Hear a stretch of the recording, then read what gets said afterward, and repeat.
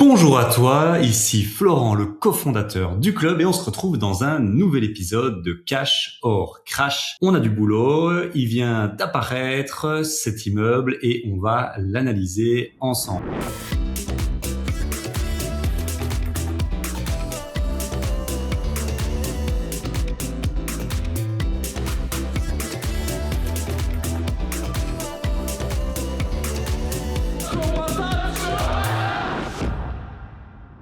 Alors, comme toujours, si tu as envie de voir les images, si tu écoutes en format podcast, n'hésite pas à regarder la vidéo YouTube. Mais sinon, comme à chaque fois, je vais te faire un bon descriptif de l'immeuble. Donc, on se trouve, pour une fois, du côté de Namur. Plus précisément à Jambes, avenue du bourgmestre Jean Materne. Si tu es namurois, je te mets la map ici, mais c'est hyper bien situé. On n'est pas loin du Colruyt, on n'est pas loin du pont qui rejoint la citadelle de Namur, là où il y a le casino. Donc tout ça pour dire emplacement premium, on va dire ça comme ça. En tout cas, très bien situé pour ce type de produit, je pense en tout cas. Alors devant quoi on se tient? C'est un immeuble de rapport mixte et on va voir si ça vaut le coup d'aller sur ce type d'immeuble. Alors, il est marqué faire offre à partir de 395 000. Honnêtement, si vous débutez dans l'immobilier, quand vous voyez faire offre à partir de, c'est comme si ce mot-là n'existait pas dans votre tête. On s'en fout en fait. C'est pas l'agent immobilier qui va dicter à partir de combien je fais une offre, n'est-ce pas? Donc, si j'ai envie de la faire à 350, je la fais à 350. Ça veut pas dire grand-chose, ce truc-là, mais la seule indication que ça peut dire, c'est que le propriétaire, est pas hyper chaud de descendre, mais j'ai déjà eu plein de bons deals, des bonnes négociations avec des deals où il y avait cette ligne, faire offre à partir de. Donc, nous nous trouvons devant un petit immeuble de rapport situé sur une route, sur la rue passante de Jambes. Et donc, au rez-de-chaussée, nous avons un coiffeur qui est en activité. Le commerce a l'air bien entretenu. Et puis nous avons au-dessus deux appartements, une chambre. Donc ici le premier appartement, on voit des taches un peu bizarres sur la cuisine. À voir si c'est de l'humidité ou si c'est juste de la saleté. C'est vraiment des petits appartements. Donc il y en a un au premier étage, il y en a un au deuxième. Ils sont globalement assez propres. Le commerce est très joli. Le commerce a son jardin privé. Donc voilà un peu ce que nous avons ici. Et dans la description, qu'est-ce qu'on va lire? 4 unités distinctes. Donc complétée par une cave de 40 mètres carrés qui appartient certainement au commerce. Ou peut-être pas, à voir. Peut-être que c'est dans les communs. Vous trouverez un commerce exploité comme un salon de coiffure avec un jardin. Commerce de presque 100 mètres carrés. Beau jardin. À l'entresol se développe un espace bureau avec une petite cuisine, une salle d'eau et une douche. Un WC. Ok. Donc intéressant. Et au premier étage, on va avoir un appartement équipé d'une cuisine, d'une salle de douche et d'une chambre. Et au deuxième étage, la même chose, une chambre, une cuisine, une salle de douche, un WC. Alors très intéressant. C'est pas grave si les compteurs sont pas séparés, mais c'est quand même toujours mieux. Là, il y a 4 compteurs électriques séparés et il y a déjà des compteurs de passage. Donc, c'est-à-dire qu'il y a un compteur d'eau et dans chaque unité, on fait un relevé mensuel. En général, c'est une société qui peut le faire, c'est plus facile et on regarde combien on a consommé et on fait un décompte. Donc voilà, très utile. Il ne parle pas, par contre. Ah si, l'immeuble est équipé d'une chaudière récente au gaz de ville avec compteur de passage. Ok. Donc il y a des calorimètres, donc assez classique. Honnêtement, 4 unités, 400 000 € en plein centre de Jambes, ça vaut le coup de se pencher là-dessus. C'est pour ça que je l'analyse, bien évidemment. Donc, quels sont les schémas qu'on va pouvoir envisager? Alors, est-ce que il explique un peu? Alors, le revenu locatif actuel s'élève à 2 700 € par mois hors charge. Est-ce que, donc, tu connais maintenant Cash or Crash, on fait des analyses pédagogiques, systématiques, des possibilités qui s'offrent à nous. Première possibilité, on part toujours d'une hypothèse à un financement à 100%, c'est-à-dire qu'il faut juste payer les frais de notaire. Donc, pour avoir à 100%, il faudrait que tu aies un bâtiment, mais on va mettre en garantie, mais on prend toujours cette hypothèse-là pour pouvoir comparer à chaque fois les biens. Sinon, ce serait pas logique d'un jour avoir un 80% de financement, un jour un 90, un jour un 100, un jour un 125. Donc, 100% de financement. Alors, Imaginons qu'on n'arrive pas à le négocier, 395 000 euros. Bon, ok. On va aller voir notre petit simulateur de crédit hypothécaire. Actuellement, les taux ont un peu remonté. Je tourne la vidéo le 17 avril. Merci Trump et sa foutue guerre en Iran. Je pense on oscille facilement entre 3.3 et 3.5. Donc, on va mettre 3.4. On va imaginer qu'on l'achète au prix, voilà. 395 000 sur 25 ans, ça nous donne combien? Roulement de tambour, 1945 euros. Ok, donc on a 2700 euros de loyer et 1945 euros. Ça nous donne un cash flow de 2000. Donc quand ils disent 2720 net, c'est parce qu'ils disent hors loyer, hors charge, ce qui est assez classique, moins le coût du crédit, 1945. Ok, ça nous fait quand même 775 euros de cash flow. Plutôt correct pour un immeuble de rapport. Oui, mais si tu as déjà écouté des cacheurs crash, tu sais qu'il y a un problème ici, c'est que ils ont probablement compté le loyer du coiffeur, du bureau, je sais pas s'il est loué, là-dedans, et en fait ça il faut le diviser par défaut, on va le diviser par 2 parce qu'on est taxé sur le loyer réel, et donc la moitié de ce que tu vas gagner en commerce quand tu es un particulier va être taxé va être taxé pour l'affaire courte à l'IPP qui est souvent à peu près 50% pour la majorité du commun des mortels. Donc en fait il va falloir diminuer ces 2 loyers là par 2. Si on fait rapidement sur les 2700, à mon avis, et une chambre à Jambes, ça doit se louer 700 euros, je sais pas, je dis n'importe quoi, mais 700 euros. Donc il reste 1300 euros, ok, divisé par 2, 650. Donc on l'a dans l'os parce qu'en fait, ça a l'air joli, tout plein, mais si on enlève ce qu'on va devoir donner aux impôts rien qu'avec le commerce et le bureau, c'est-à-dire sur les 1300 euros par mois, on va donner la moitié en fait, donc 650. Et en fait, en cash flow net, il nous reste 125 balles. Et alors, c'est vraiment pas avantageux parce que du frais de notaire là-dessus sur 40 000 euros, 12,5, on est quasiment à 48 000 euros. Je sais pas ce que t'en penses, mais l'option numéro 1 de payer 48 000 euros pour gagner 125 euros de cash flow, moi je saute par la fenêtre directement, ça va plus vite. Franchement, amener 45K pour gagner 120 balles par mois, et encore on n'a pas décompté les assurances, tout ça, donc on sera même proche de 0 voire négatif, c'est de la merde. Voilà, on va pas le dire autrement, c'est vraiment très très nul. Donc première option, on va l'enlever. Maintenant, qu'est-ce qu'il nous reste comme option?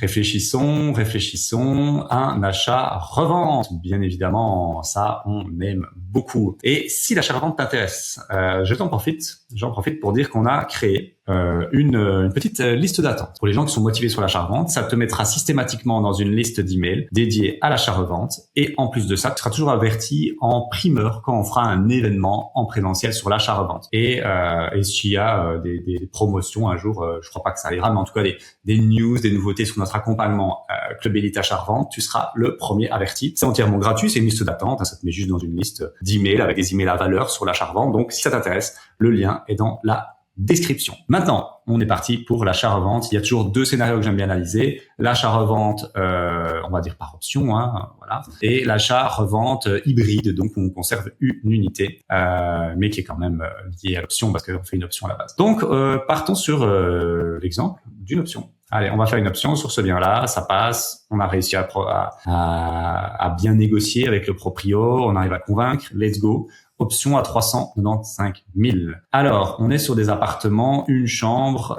Si le commerce a une superficie de 94 mètres carrés, voilà, on va essayer de calculer la surface d'un appartement. Ils ont mis des datas ici. Donc, on a donc 19 plus 7 plus...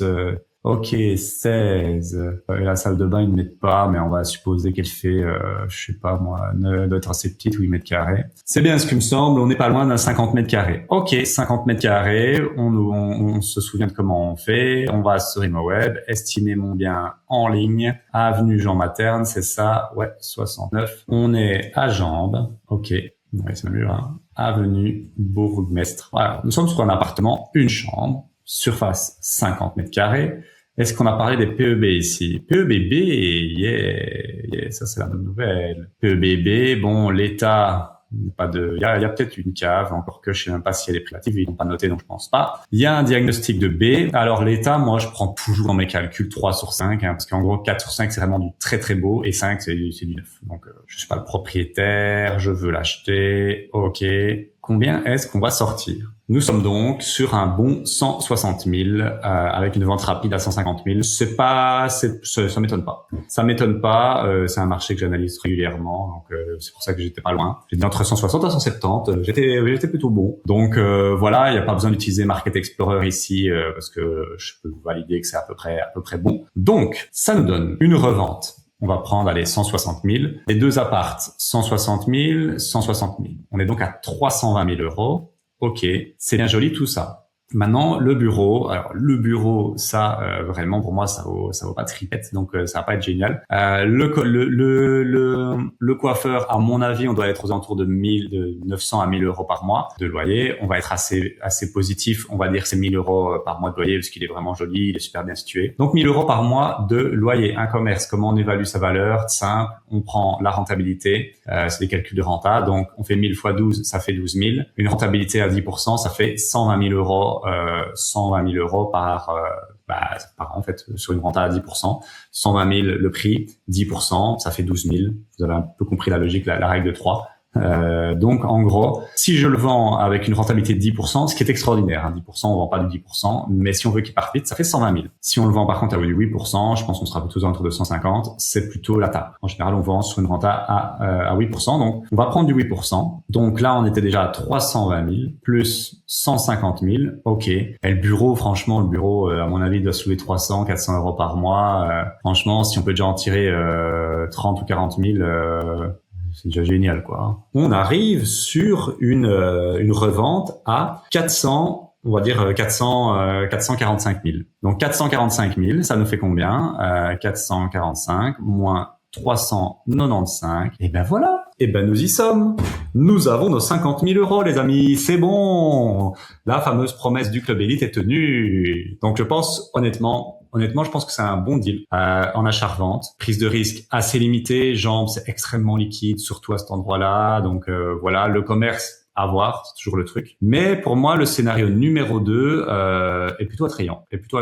Bien évidemment, on sait qu'il y a un risque avec le commerce que ça se vende plus difficilement et le bureau encore plus.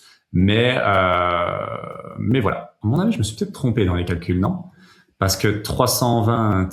Ouais, à mon avis, je me suis trompé dans les calculs. Je m'excuse. Je suis en train de me dire c'est pas possible et c'est pas 50 000 qu'on va faire de plus-value, ça va être plus. Ah bah oui, c'est beaucoup plus. Hein. Je suis désolé. Et donc c'est pas 50 000 euros de plus-value, c'est 115 000 euros de plus-value. Alors même si on enlève et qu'on vend le bureau à 30 000, ou même 25 000, allez, ça fait quand même un bon 100 000 de plus-value. Ok, donc ça c'est vraiment pas mal. Hein. C'est vraiment pas mal. Moi, c'est un deal sur lequel je me positionnerais bien si j'en avais pas déjà sur le feu. Donc 100 000 euros de plus-value. Maintenant, il reste l'achat-revente hybride, c'est-à-dire qu'on conserve l'unité à petit prix, voire gratuite. Alors, si je veux garder le commerce, là, on arrive sur un calcul où on est à 395 000 euros, donc le commerce et le salon de coiffure, moins les deux appartes, ok, moins le bureau. Il faudra donc débourser 45 000 euros pour obtenir le commerce. Est-ce que c'est avantageux? Nous allons le voir ici. Le commerce, c'est dans une logique de le conserver en privé, en société, pas en privé. On a compris qu'en privé, c'était de la daube. À 45 000 euros d'achat plus les frais de notaire, ça nous fait... à 100 000 euros, 12,5, on va dire 15 000, ok, ça fait 60 000 euros tout compris sur 20 ans. Par contre, en société, on va plutôt être sur du 4%, les taux sont plus élevés. Ça nous donne quoi? Ça nous donne un crédit de 361 euros et un loyer de 1000 euros. Ben là, écoutez, je signe. Franchement, si en plus la banque nous finance une partie, la banque elle financera pas 100% en société, mais même à 70%, c'est-à-dire que sur les 60 000, je dois amener 18 000 euros. En amenant 18 000 euros, j'ai un cash flow de 750 euros en société. Alors, on a compris, les sociétés, c'est du brut, c'est pas du net, blabla, vous connaissez maintenant. Mais c'est quand même pas mal. Franchement, pas mal du tout. Sinon, il y a le deuxième choix, la deuxième version l'hybride, qui serait, je vais vendre les deux appartes, Je vais vendre le commerce à 150 000 et je vais garder le bureau. Et je me fais une petite plus-value de 75, enfin une belle plus-value de 75 000 euros. Et je me garde le bureau qui a une valeur de, on va dire, 30 000 euros et qui me génère 400 euros par mois de cash flow. Bah écoutez, finalement, quand je fais les deux versions de l'hybride, là, je préfère en fait la deuxième. Je préfère avoir 75 000 euros en poche et un petit bureau qui me génère... qui est gratuit forcément, qui me génère 300 euros par mois de loyer, ou même 400, je sais rien combien il est loué ce machin, et avoir 75 000 euros en poche que devoir sortir 18 000 pour gagner un cash flow de 750 euros. Quoi. Donc voilà un peu les deux versions possibles, ou alors il y a la version, si vous voulez, l'hybride, c'est ça qui est chouette, hein, c'est un hybride, donc on fait un peu ce qu'on veut, de carrément garder une unité. Mais là, à mon avis, ça va être un peu plus cher, donc si on fait, hop, le bureau à 25 000, une unité à 160, un appart. Ok, ça veut dire que pour acquérir un appart, il faudrait lâcher à peu près, donc il coûterait 60 000 euros, un des deux apparts. Et donc au niveau droit d'enregistrement, sur une valeur vénale à 100 000, on serait aux alentours de 75 000 euros pour un appart de 160 000. C'est pas mal, c'est pas du tout ma stratégie, mais c'est possible aussi. Voilà un peu les trois grandes stratégies que je vois ici. N'hésite pas à me faire savoir en commentaire laquelle te parle le plus. Est-ce que c'est plutôt l'achat locatif? J'ai des doutes, c'est pas fameux. Après, c'est vrai que il reste, voilà, je vais être honnête, il reste une possibilité. Ce serait de faire de la courte durée. Là, peut-être, c'est vrai que je l'ai pas exploré cette possibilité-là. En courte durée, à mon avis, on pourrait aller chercher une centaine d'euros la nuitée par appart, comme quoi c'est quand même petit, hein.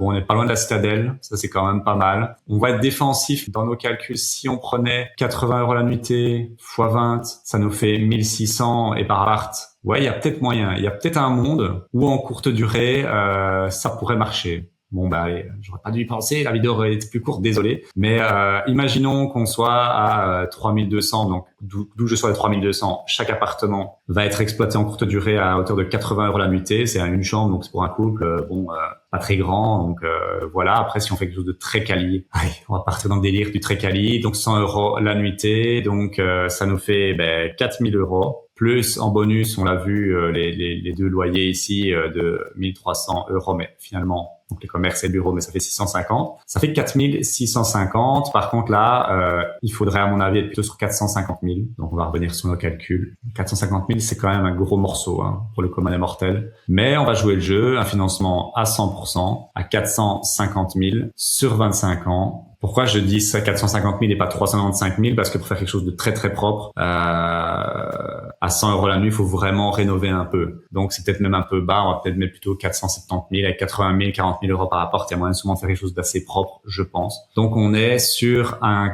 crédit de 2290 euros pour une rentrée locative de 4650 euros. Donc ça fait plus de 2000 euros de cash flow, parce qu'il y a les charges et tout à compter, hein. Donc là ça tient debout. Là, ça tient debout. Ok, option numéro 4, pourquoi pas. Donc, on a l'option numéro 1, locatif, long terme, c'est poubelle, ne me dites pas ça, ne me mettez pas un en commentaire, je n'y croirais pas. L'option numéro 2, où on prend entre 100 à 115 000 euros de plus-value sur un achat-revente. L'option numéro 3, hybride. Ok, on garde le commerce, on garde le bureau avec 75 000 de plus-value, ou on garde un logement pour 80 000 euros.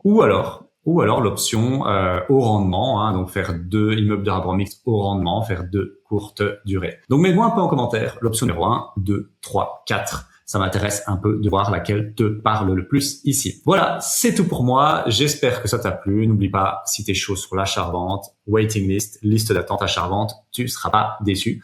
On se retrouve très bientôt pour un prochain épisode de Cash or Crash.